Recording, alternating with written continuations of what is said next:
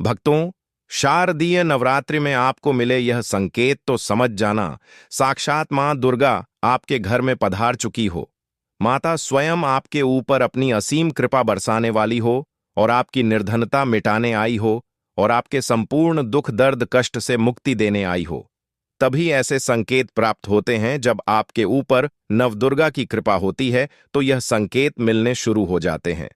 तो भक्तों, आप इन संकेतों की मदद से जान सकते हैं कि मां दुर्गा आपके साथ में है या फिर नहीं है।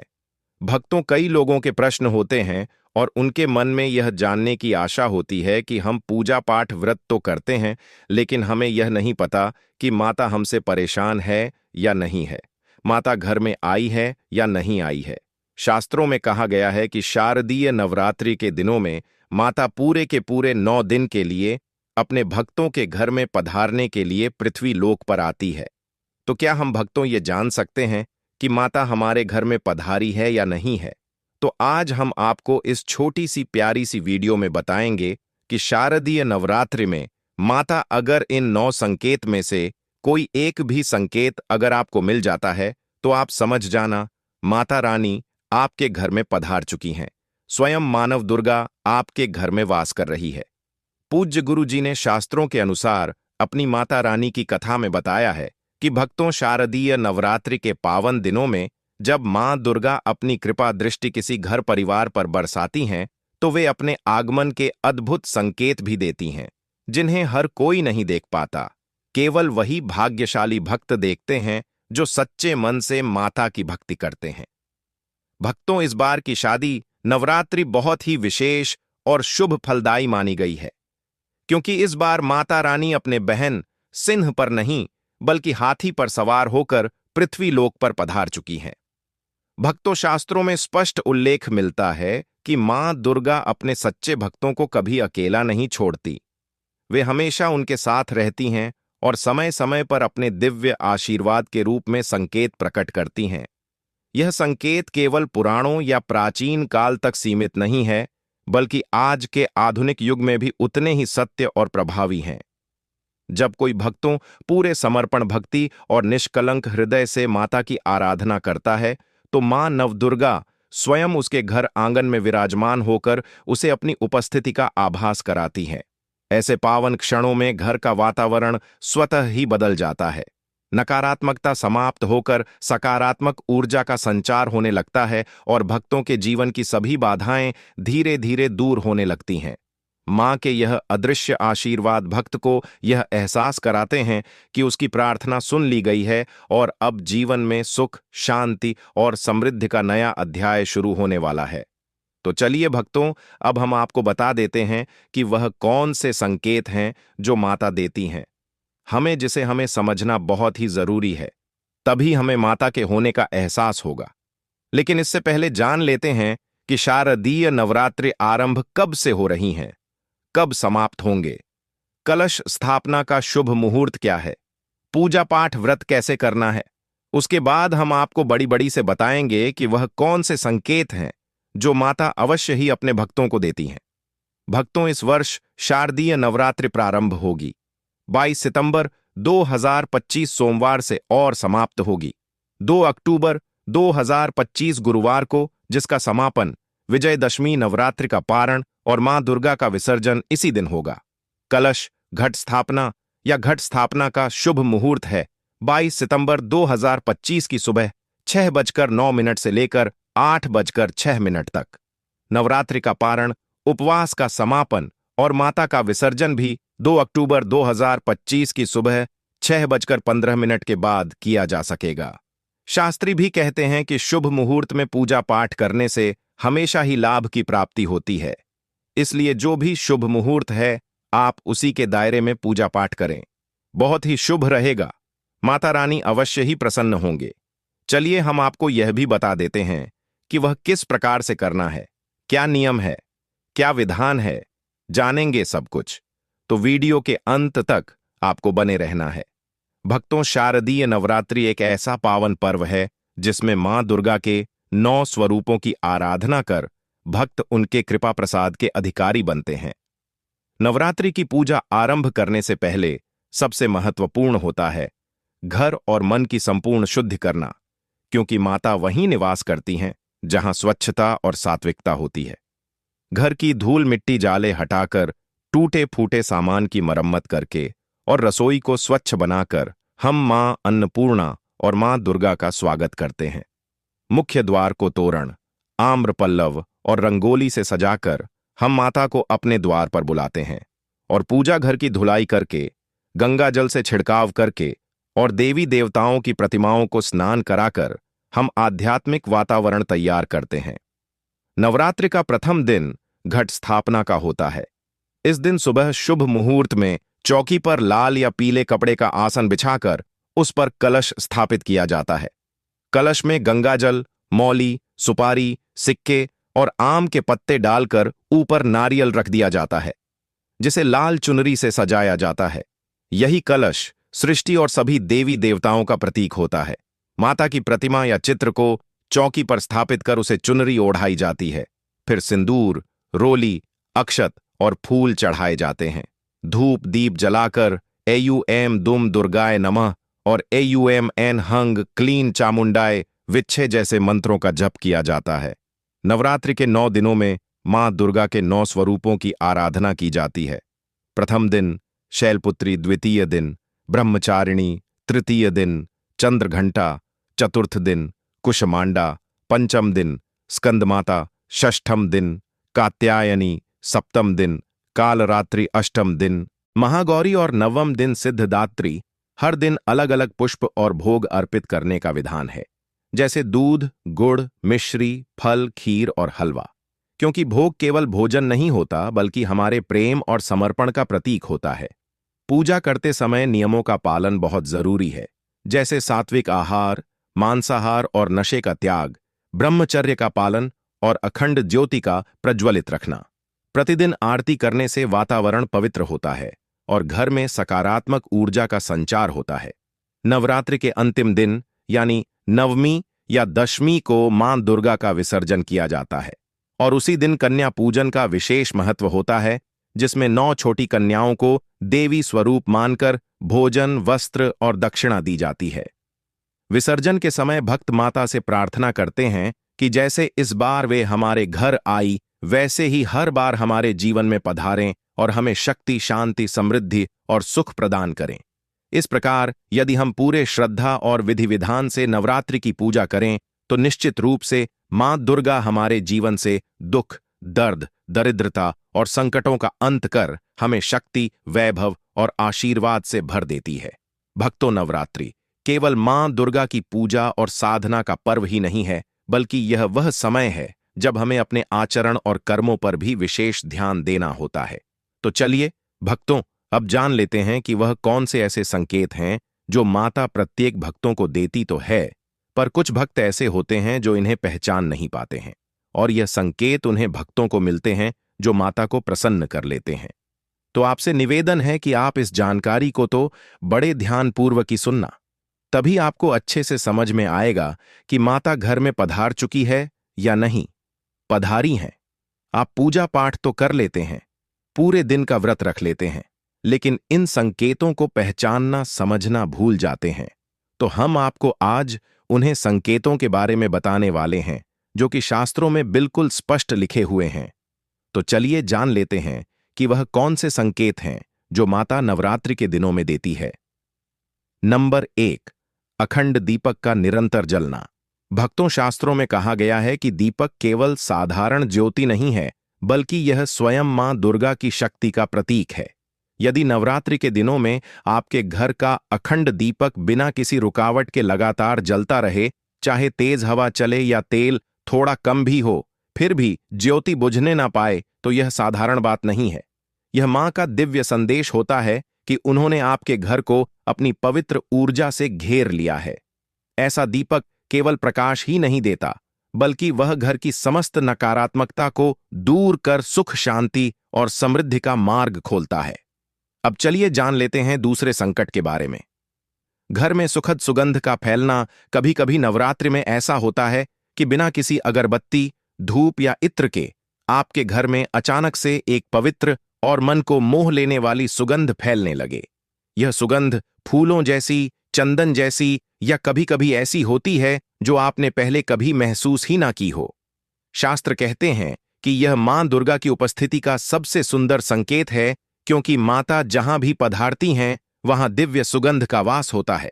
यह सुगंध हमें यह अनुभव कराती है कि अब मां हमारे हर कार्य पर अपनी दृष्टि रख रही हैं। तीसरा संकेत, देवी के स्वरूप का स्वप्न में आना। नवरात्रि में अगर भक्त को नींद के दौरान मां का स्वरूप, मंदिर का दृश्य, चुनरी, त्रिशूल या उनके वाहन सिंह के दर्शन हो तो यह केवल सपना नहीं होता, बल्कि मां का साक्षात आशीर्वाद होता है। ऐसा स्वप्न हमें यह भरोसा दिलाता है कि हमारी प्रार्थनाएं सुनी गई हैं और अब देवी स्वयं हमारे जीवन के हर संघर्ष को समाप्त करने का संकल्प ले चुकी है। जब भक्त सुबह उठकर ऐसे स्वप्न को याद करता है तो उसके हृदय में अपार शांति और शक्ति का संचार हो जाता है। चौथा संकेत, पूजा स्थान में नारियल या चुनरी का हिलना। यदि पूजा के समय या आरती के दौरान बिना किसी हवा के नारियल, चुनरी, फूल या माता का श्रृंगार हल्के से हिलने लगे तो इसे केवल संयोग ना माने। यह माता की उपस्थिति का जीवन संकेत है। शास्त्र कहते हैं कि जब भक्त पूरी श्रद्धा से मां की आराधना करता है तो देवी स्वयं वहां उपस्थित होकर उस श्रद्धा का उत्तर देती हैं। यह हिलना हमें यह अनुभव कराता है कि मां हमारी हर भक्ति को स्वीकार कर रही हैं। पांचवा संकेत, घर में तितलियों या चिड़ियों का आगमन। नवरात्रि के पावन दिनों में यदि आपके घर के आंगन या पूजा स्थल पर अचानक तितलियां, गौरैया या अन्य पक्षी आकर बैठने लगे तो यह साधारण बात नहीं है। यह संकेत है कि माता ने आपके घर को पवित्र स्थल बना दिया है। पक्षियों और तितलियों का इस प्रकार से आना मां की दिव्य ऊर्जा का प्रकटीकरण है। यह जीव जंतु देवी का संदेश लेकर आते हैं कि अब आपके घर में शुभता और सौभाग्य का प्रवेश हो चुका है। छठ संकेत, हर समय शांति और सकारात्मक ऊर्जा का अनुभव होना। अगर नवरात्रि में आपके घर का वातावरण अचानक बदल जाए, जहां पहले तनाव, कलह या असंतोष का माहौल था और अब वहां शांति, प्रेम और सकारात्मकता का संचार होने लगे, तो समझ लीजिए मां आपके घर में पधार चुकी हैं। यह परिवर्तन किसी बाहरी कारण से नहीं होता, बल्कि देवी की कृपा से हर मन शांत और प्रसन्न हो जाता है। जब घर में मां की उपस्थिति होती है तो हर दिशा से सिर्फ सकारात्मक ऊर्जा बहने लगती है। सातवां संकेत, भजन या पूजा के समय रोमांच और भाव विभोर होना।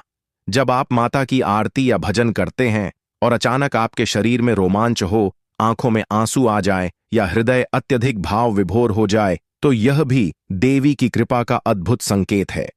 यह रोमांच कोई सामान्य अनुभूति नहीं, बल्कि माता का आशीर्वाद है, जो हमें यह विश्वास दिलाता है कि वे हमारे समीप खड़ी होकर हमारी भक्ति सुन रही है।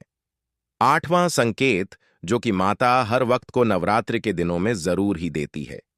अचानक संकट का टल जाना। अगर नवरात्रि में आपके जीवन का कोई बड़ा संकट अचानक बिना अधिक प्रयास के टल जाए तो समझ लीजिए यह केवल मां की कृपा से हुआ है। यह संकेत हमें यह बताता है कि मां ने अपने भक्त का हाथ थाम लिया है और उसके जीवन में आने वाले हर तूफान को शांत कर दिया है। ऐसे समय पर भक्त का विश्वास और भी गहरा हो जाता है। नवा और आखिरी संकेत, पूजा में अर्पित फूल का ताजा रहना। शास्त्रों में कहा गया है कि यदि नवरात्रि में चढ़ाए गए फूल कई दिनों तक बिना मुरझाए ताजा बने रहे तो यह मां की उपस्थिति का साक्षात प्रमाण है। साधारण फूल जल्दी ही मुरझा जाते हैं, लेकिन जब मां अपने भक्त से प्रसन्न होती हैं तो वे उन फूलों को भी अपनी ऊर्जा से जीवंत बनाए रखती हैं। यह संकेत है कि माता ने आपकी भक्ति को स्वीकार कर लिया है।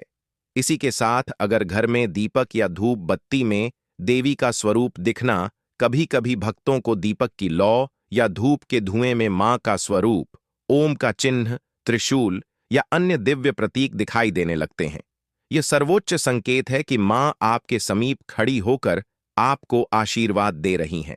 यह अनुभव भक्त के जीवन को पूरी तरह बदल देता है और उसे यह अनुभव होता है कि वह वास्तव में मां के दिव्य सानिध्य में है। भक्तों, अगर आपके जीवन में नवरात्रि के पावन दिनों में इनमें से कोई भी दिव्य संकेत प्रकट हो जाए तो यह निश्चित मान लीजिए कि मां आपके घर में विराजमान होकर आपकी हर मनोकामना पूर्ण करने वाली है। भक्तों, यही वे दिव्य संकेत हैं जिन्हें मां दुर्गा अपने प्रत्येक सच्चे भक्त को अवश्य ही प्रदान करती हैं। लेकिन केवल वही भक्त इन्हें पहचान पाता है जिसका मन श्रद्धा और विश्वास से भरा होता है। शास्त्रों में कहा गया है कि जब कोई भक्त इन संकेतों को अनुभव कर लेता है तो समझ लीजिए कि अब माता न केवल उसके घर में पधार चुकी हैं, बल्कि उसकी हर प्रार्थना को सुन भी रही है। मां की उपस्थिति मात्र से ही घर में सुख शांति का वातावरण बन जाता है। सभी संकट अपने आप टल जाते हैं और जीवन की हर मनोकामना पूर्ण होने का मार्ग खुल जाता है। इसलिए यदि आप इन लक्षणों को अपने जीवन में देखें तो इसे संयोग न मानें, बल्कि माता का आशीर्वाद समझकर हृदय से धन्यवाद करें, क्योंकि यह वही क्षण होते हैं जब मां स्वयं आपके जीवन की बागडोर अपने हाथ में ले लेती है और आपको समृद्धि, सुख और सफलता की ओर अग्रसर करती है। शारदीय नवरात्रि पर वह ऐसी कौन सी चीज है जो घर में कभी नहीं बननी चाहिए? नहीं तो पूरा घर बर्बाद हो जाएगा। किसी भी व्यक्ति को ऐसा खाना नहीं खाना चाहिए। ऐसा खाना घर में बनने पर माता रानी घर का त्याग कर देती है और घर में बात नहीं करती। घर की दहलीज से ही वापस लौट जाती है और मां दुर्गा क्रोधित हो जाती हैं। शास्त्रों के अनुसार शारदीय नवरात्रि पर क्या नहीं खाना चाहिए? दोस्तों, लहसुन प्याज का खाना कभी भी हमें शारदीय नवरात्रि के दिन नहीं खाना चाहिए, क्योंकि इस दिन माता के 9 रूपों की पूजा का विधान है और इस बार की शारदीय नवरात्रि का के दिन कुल 52 तरीके के शुभ मांगलिक योग बन रहे हैं। इसलिए दोस्तों, प्याज का खाना खाता है उसके घर में हमेशा राहु केतु का वास हो जाता है। भगवान शनि भी नाराज हो जाते हैं और अगर घर में राहु केतु का वास हो जाएगा तो वहां पर माता की कृपा कभी नहीं बरसेगी। साथ ही साथ शारदीय नवरात्रि के दिन आपको चावल भी नहीं खाना चाहिए। तो आप साबूदाने की खीर अथवा मखाने की खीर माता रानी को अर्पित करें और यह बात आपको हमेशा ध्यान में रखनी चाहिए। आप बाकी दिनों में चावल या लहसुन प्याज खा सकते हैं। शारदीय नवरात्रि पर लहसुन प्याज का खाना कोई भी मत खाना। छोटे छोटे बच्चे या गलतियां अक्सर कर देते हैं। अक्सर बाजार से डिब्बा बंद खाना खा लेते हैं या कुरकुरे आदि खा लेते हैं जिनमें लहसुन प्याज होता है। इसलिए कम से कम शारदीय नवरात्रि के दिन चीजों से दूर रहे। क्योंकि दोस्तों, अगर आप ही सोचिए, आप खास तौर पर शारदीय नवरात्रि पर राहु केतु को अपने घर में बुलाएंगे या फिर माता रानी को, इसलिए अपने घर को बर्बाद जानबूझकर ना करें। शारदीय नवरात्रि के दोनों में मां दुर्गा की कृपा प्राप्त करने के लिए, उनका विशेष आशीर्वाद प्राप्त करने के लिए पीली चीज घर में इस दिन अवश्य बनानी चाहिए। जैसे कड़ी पकौड़ा, पीला हवा अवश्य बनानी चाहिए, क्योंकि इस दिन पीला रंग स्वर्ण माना गया है तथा सोने चांदी के समान माना गया है, जिसे हम पीतांबरी कहते हैं। इसलिए आप खुद भी इस दिन पीले वस्त्र धारण करें। इससे आपको मां दुर्गा का विशेष आशीर्वाद प्राप्त होगा। शारदीय नवरात्रि को हमें किसी से भी कर्ज नहीं लेना चाहिए। यदि हम शारदीय नवरात्रि के दिन ही किसी से कर्ज ले लेते हैं तो पूरे साल भर हमें कर्ज के तले डूबे रहता है। इसलिए शारदीय नवरात्रि का त्योहार आप कर्ज मुक्त होकर ही मनाएं। साथ ही शास्त्रों में यह उल्लेख है कि माता रानी उसी के घर में वास करती है जो सच्चे हृदय से माता रानी को बुलाता है। माता रानी मात्र एक मिश्री के टुकड़े से भी प्रसन्न हो जाती है। बस आपके मन में सच्ची श्रद्धा होनी चाहिए। भगवान भी कहते हैं कि कर्ज लेकर धार्मिक तीर्थ यात्रा, धार्मिक पूजा अनुष्ठान नहीं मानना चाहिए। इससे उल्टा जीवन में भीगे। जीवन में दोष उत्पन्न होते हैं। तो आपकी कोई भी मनोकामना हो, चाहे धन संबंधी हो, चाहे संतान से जुड़ी हो, आपकी हर एक मनोकामना माता रानी अवश्य ही पूर्ण कर देंगी। नवरात्रों के दोनों में आपको कौन सी गलतियां कभी नहीं करनी चाहिए? दोस्तों, की शारदीय नवरात्रि के दिन यह 5 गलतियां कभी नहीं करनी चाहिए। एवं इस दिन पति पत्नी को आपस में दूरी बनाकर रखनी चाहिए। लहसुन प्याज का खाना नहीं खाना चाहिए। सुहागन महिलाओं को बाल नहीं धोने चाहिए। इसलिए एक दिन पहले ही अपने बालों को धो लें। तुलसी का पौधा, झाड़ू, सुहाग की सामग्री या नमक कभी भी किसी दूसरे व्यक्ति को नहीं देना चाहिए। इससे माता रानी नाराज हो जाती है। इस दिन बुजुर्गों के पैर छूने चाहिए। माता रानी स्वयं श्री स्वरूप है, इसलिए इस दिन स्त्री का अपमान नहीं करना चाहिए, क्योंकि स्त्री स्वयं माता का रूप मानी जाती है। किसी की बुराई नहीं करनी चाहिए। शारदीय नवरात्रि के शुभ दिन पर अगर कोई व्यक्ति आपके द्वार पर कुछ मांगने के लिए आए, तो हो सकता है उसे व्यक्ति या कन्या के रूप में स्वयं शक्ति स्वरूपा माता लक्ष्मी हो, स्वयं माता शेरावाली को हो, क्योंकि इस दिन घर घर जाकर माता लक्ष्मी भ्रमण ही करती है और उसी घर में वास बनती है जो सच्चे हृदय वाला हो, जो दूसरों का दुख समझता हो। माता लक्ष्मी साक्षात कन्या स्वरूप है। घर के दरवाजे पर भी आती है। उन्हें खाली हाथ ना जाने दे। कन्याओं को मीठा अवश्य खिलाए। माता रानी को मीठा भोग अति प्रिय है, इसलिए इस दिन 9 कन्याओं को मीठा जरूर ही खिलाना चाहिए, जिससे माता बहुत अधिक प्रसन्न होती है। ऐसा कोई काम ना करें जिससे अपमान क्रोध का सामना करना पड़ेगा। उसे पर हमेशा मां दुर्गा की कृपा बरसेगी। माता रानी को लाल वस्तु से अधिक प्रेम है। धर्मशास्त्रों के अनुसार घर का कचरा इस दिन बाहर भूलकर भी ना फेंक, नहीं तो आप कंगाल हो जाएंगे। घर का कचरा अगले दिन बाहर देखना चाहिए, ठीक है ना? अब देखिए, दोस्तों ही समाप्त हो जाता है और घर में सकारात्मक ऊर्जा का वास होता है। जिस घर में गाय होती है, उसे घर से स्वयं वस्तु दोस्त और हमेशा के लिए समाप्त हो जाते हैं, क्योंकि गाय को माता लक्ष्मी का ही रूप माना गया है। गाय के शरीर पर 33 करोड़ देवी देवताओं का वास होता है और माता के 9 रूप भी गौ माता के ऊपर विराजमान है। इसीलिए ध्यान रखें, गाय को कभी भी मारना पीटना नहीं चाहिए, नहीं तो घर में दर्द देवता का है वास हो सकता है। गौ माता को नवरात्रि के दिनों में रोज रोटी खिलाना चाहिए। कोशिश करें कि रोजाना ताजी रोटी बनाकर गाय को खिलाएं।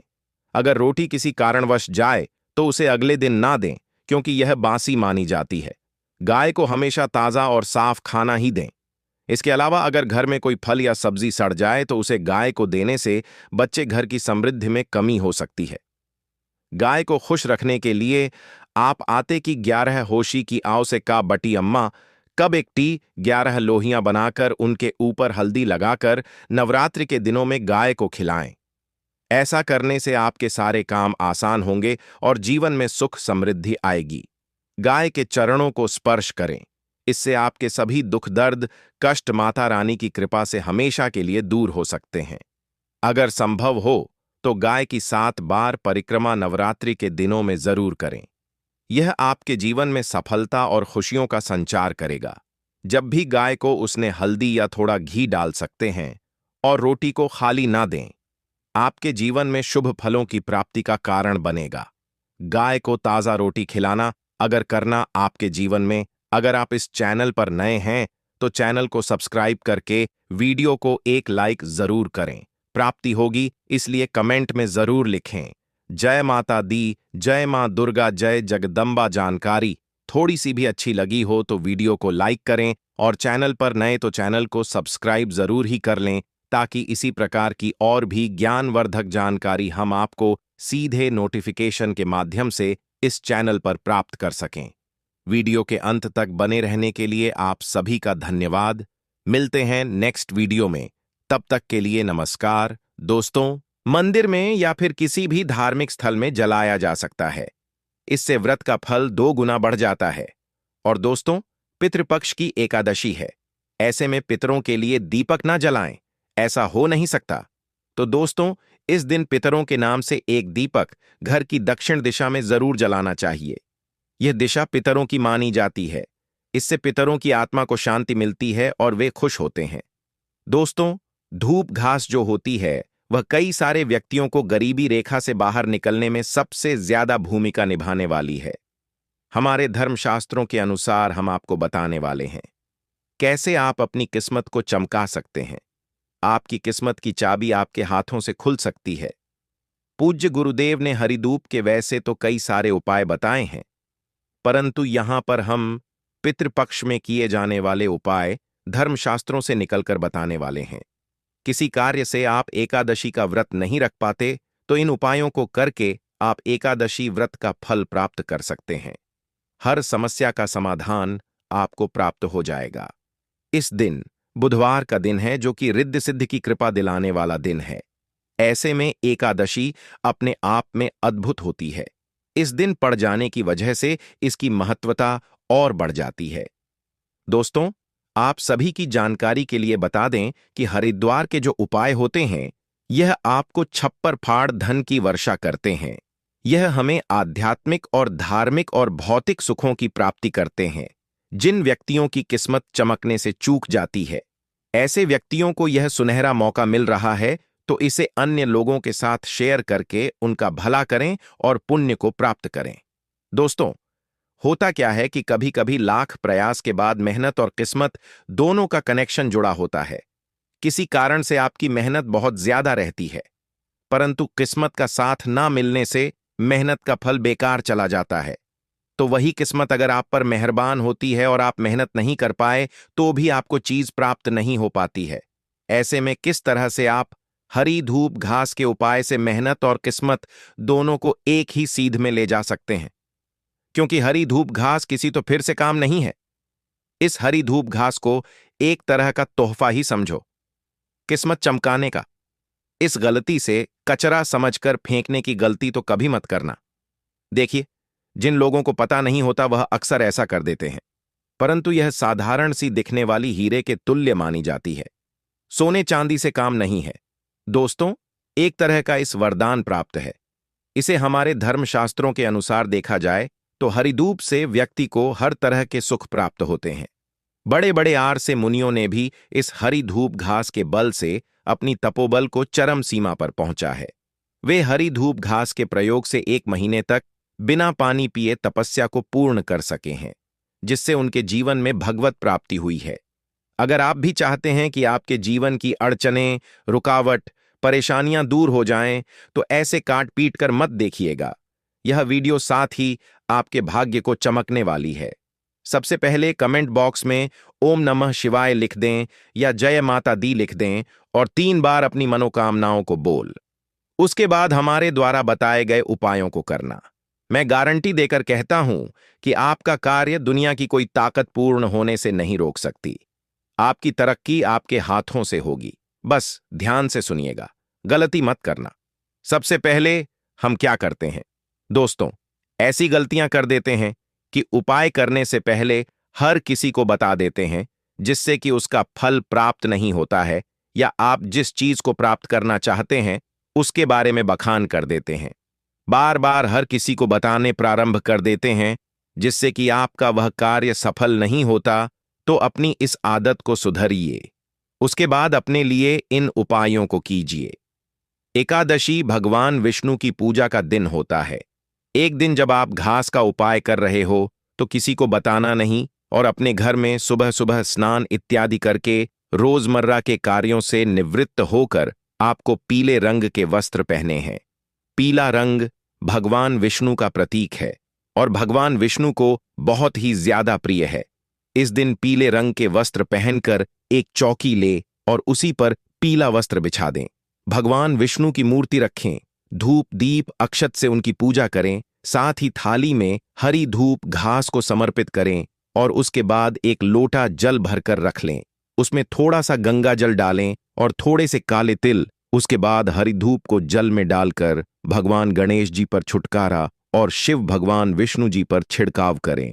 थोड़ी सी हरी धूप भगवान गणेश जी के चरणों में समर्पित करें और इस हूप को उठाकर माता लक्ष्मी का स्मरण करते हुए बोले, हे माता लक्ष्मी, भगवान विष्णु के हृदय में वास करने वाली मेरा उद्धार करो, और भगवान विष्णु के चरणों में हरि दुख को समर्पित कर दें।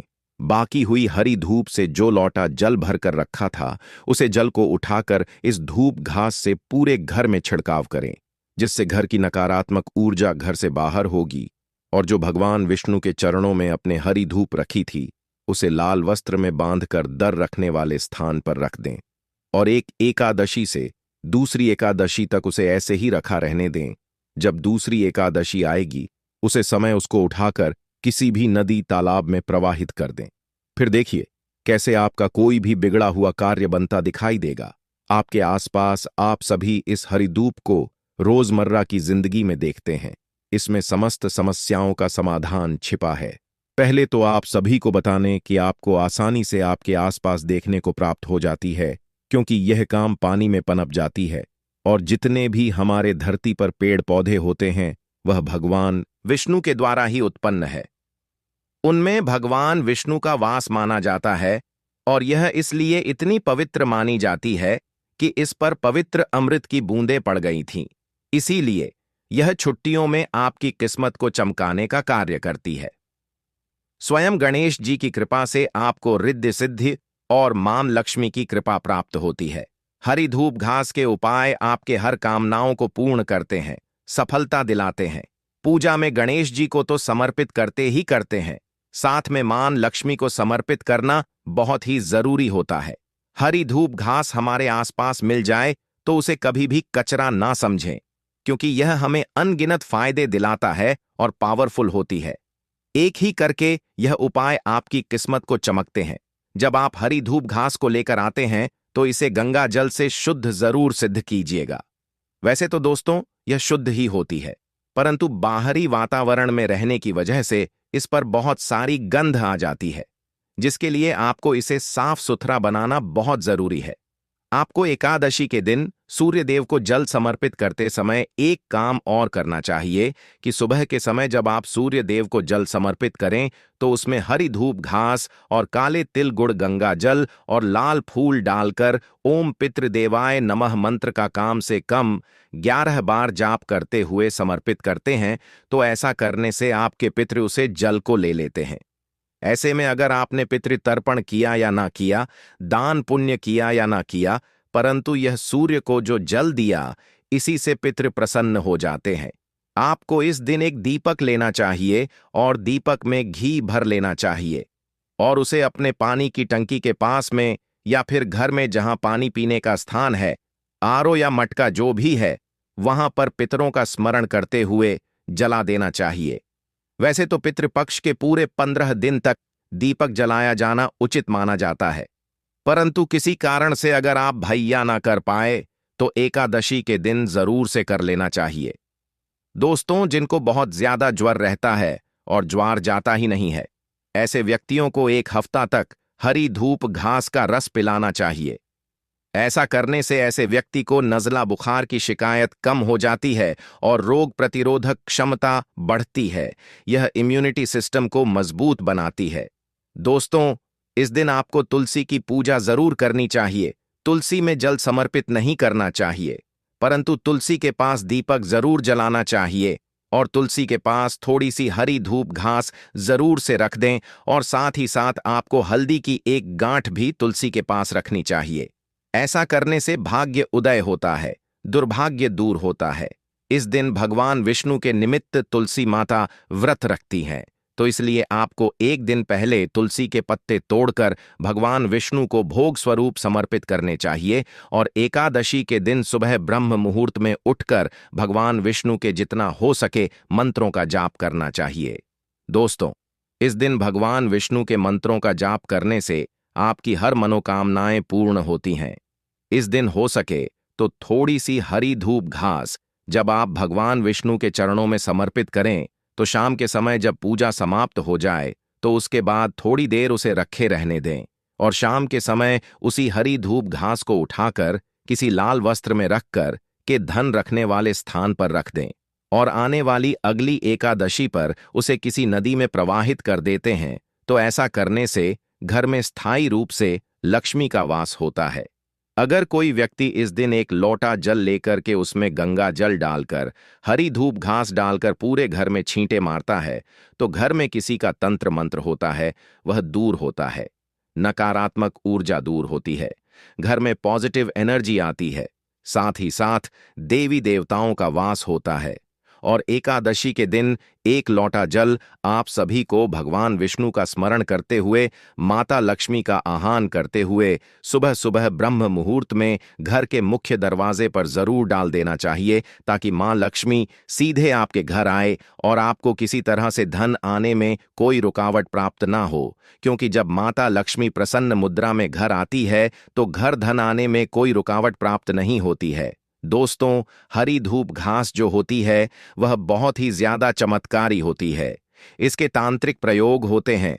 यह डॉक्टरी दवाइयों को भी बंद करवा देती है। अगर आपके घर में कोई रोग बीमार से परेशान है और डॉक्टरी दवाइयां चल रही हैं, जीवन में परेशानियां आ रही हैं तो ऐसे में हरित धूप घास से आप उसे ठीक कर सकते हैं। हमारे हिंदू धर्म में यानी कि धूप घास को बहुत ही ज्यादा पवित्र माना जाता है। भगवान गणेश जी को प्रिय है, यह तो हमने पहले भी बता दिया। परंतु भगवान गणेश जी की पूजा में अगर इसे समर्पित न किया जाए और एकादशी की पूजा अगर आप कर लेते हैं तो आपकी पूजा अधूरी मानी जाती है और उस व्रत का कोई फल प्राप्त नहीं होता है। इसलिए हरी धूप घास को सदियों से हम मांगलिक कार्यों में, गृह प्रवेश हो, मुंडनर विवाह आदि में शामिल करते आ रहे हैं। अगर कोई मांगलिक कार्य या पूजा पाठ व्रत आप करते हैं तो उसमें जरूर सम्मिलित कीजिएगा। दोस्तों, ऐसा करने से मनोकामनाएं पूर्ण होती हैं, साथ ही आपकी जीवन का दुर्भाग्य दूर होता है। इस दिन भगवान गणेश जी को एकादशी के अवसर पर 5 हरी धूप घास लेकर उसमें 11 गांठ लगाकर हल्दी आपको लगा देनी है और थोड़ा सा कुमकुम अक्षत लगा देना है और एकादशी की पूजा में प्रयोग करके इसे उठाकर तुरंत आपको पीले वस्त्र में बांधकर धन रखने वाले स्थान पर रख देना है, या फिर जिस स्थान पर व्यापार करते हैं उसी स्थान पर रख दीजिएगा। फिर देखिएगा जीवन में कोई किसी तरह की रुकावट या नौकरी व्यापार में कोई किसी तरह की रुकावट नहीं आएगी। अगर कोई बच्चा पढ़ाई में बहुत ज्यादा तेज है, बार बार 1-2 नंबर